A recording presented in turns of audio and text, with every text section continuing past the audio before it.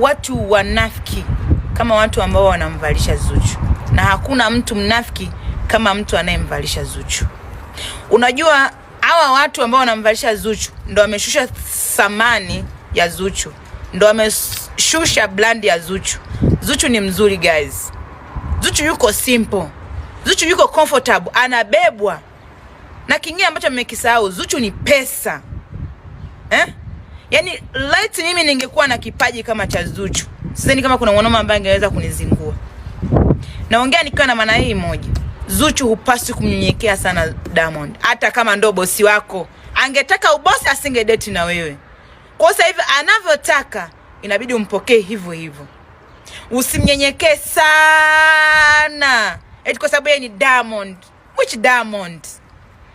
Nikwambie ndugu yangu, mimi siko Tanzania, niko Ulaya.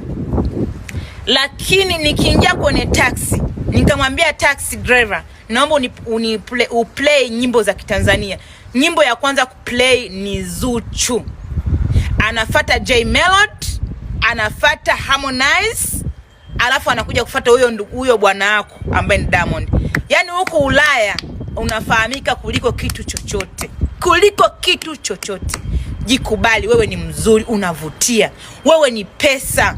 Yaani wewe unaweza kuishi bila hata huyo malaya huyo. Una uwezo. Mimi shabiki yako nimeanza kukufuatia toka nikiwa mdogo hivi na kuwa hivi.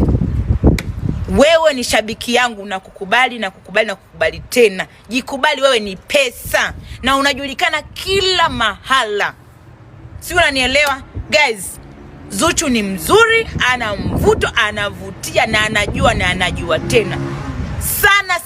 Sana, ni anajua na anajua.